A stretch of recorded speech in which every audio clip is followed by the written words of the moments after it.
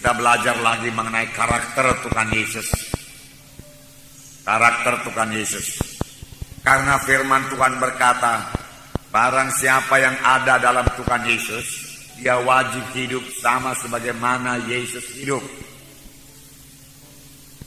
Masih banyak lagi dalam hidup kita yang perlu kita perbaiki supaya kita bisa hidup sama sebagaimana Tuhan Yesus hidup.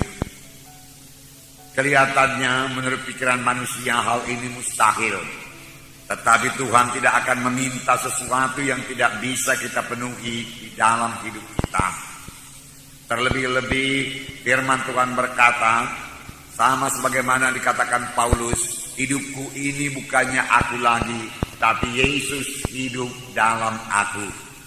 Yesus hidup di dalam saudara. Yesus hidup dalam saya. Ada Roh Kudus dalam saudara, ada Roh Kudus dalam saya. Roh Kudus itu hidup, Roh Kudus itu berkuasa. Dan firman Tuhan berkata, Roh Kudus akan memimpinkan kita kepada segala kebenaran. Roh Kudus akan menuntun kita. Roh Kudus akan menyanggupkan saudara untuk menolak semua dosa. Roh Kudus akan memperingatkan saudara, menerangkan kepada saudara mana sifat-sifat yang tidak berkenan kepada Tuhan, mana kesombongan kita, kemalasan kita, segala sesuatu yang tidak berkenan kepada Tuhan diterangkan semua oleh Roh Kudus kepada kita. Kalau kita mau dengar-dengaran kepada Roh Kudus. Dan yang perlu bagi kita yaitu mematuhi Roh Kudus, niscaya hidup kita berubah, damai dan sejahtera. Sebenarnya bukan hanya hidup, kita juga perlu melayani sama sebagaimana Yesus melayani. Yesus melayani, membawa firman Tuhan dan membawa kuasa Tuhan. Yang menyembuhkan yang sakit, yang mengusir setan. Siapakah sekarang yang dipakai Tuhan untuk melaksanakan hal ini? Tidak lain daripada gerejanya, yaitu saudara dan saya. Tidak ada alat Tuhan yang lain.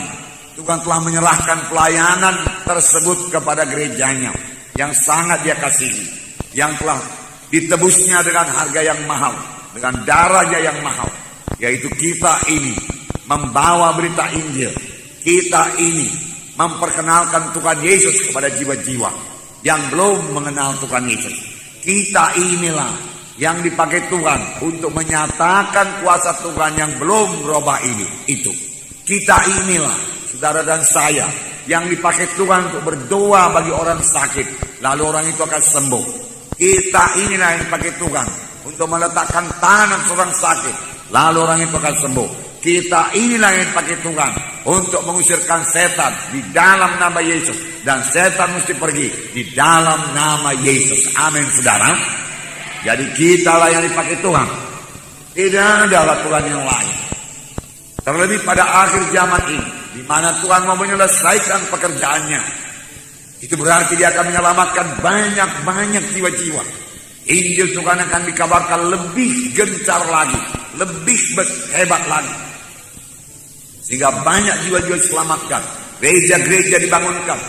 Terutama bukan gedungnya yang dibangunkan, orang-orang yang dibangunkan, anak-anak Tuhan yang dibangunkan.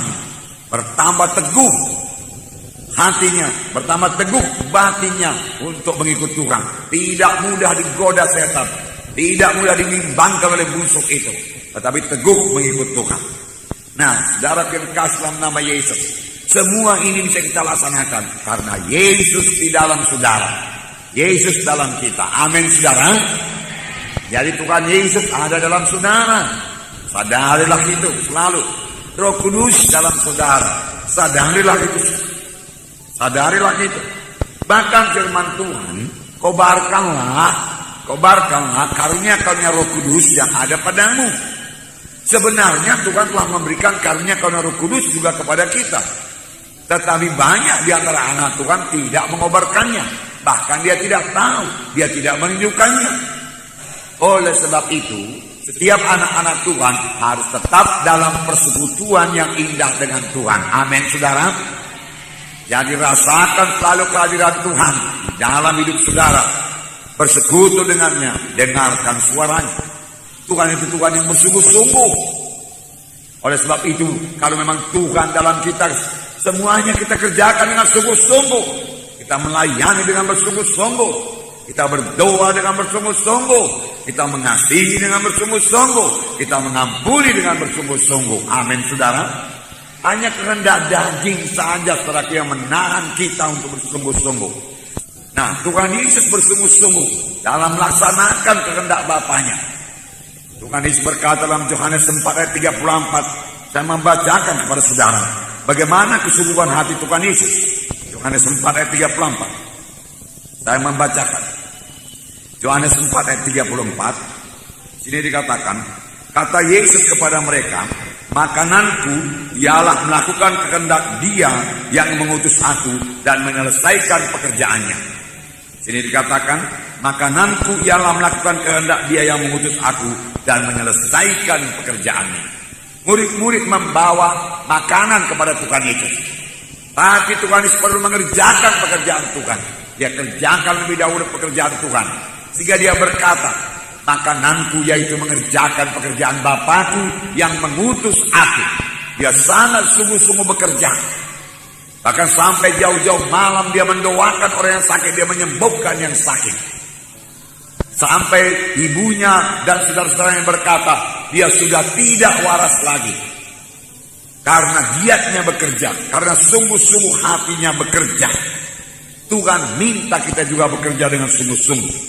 Dalam Roma 12 ayat 11. Roma 12 ayat 11. Di sini dikatakan, Roma 12 ayat 11. Janganlah hendaknya kerajinanmu kendor, ialah rohmu menyala-nyala dan layanilah Tuhan. Janganlah hendaknya kerajinanmu kendor, ialah rohmu menyala-nyala, layanilah Tuhan. Di dalam hati kita ini ada semangat yang menyala-nyala untuk melayani Tuhan. Tanpa semangat yang menyala-nyala, dengan mudah kita akan menyerah dalam pekerjaan Tuhan ini. Karena pada waktu kita mulai melayani Tuhan, di situ setan mulai menaruh semua halangan-halangan supaya kita mundur daripada pelayanan.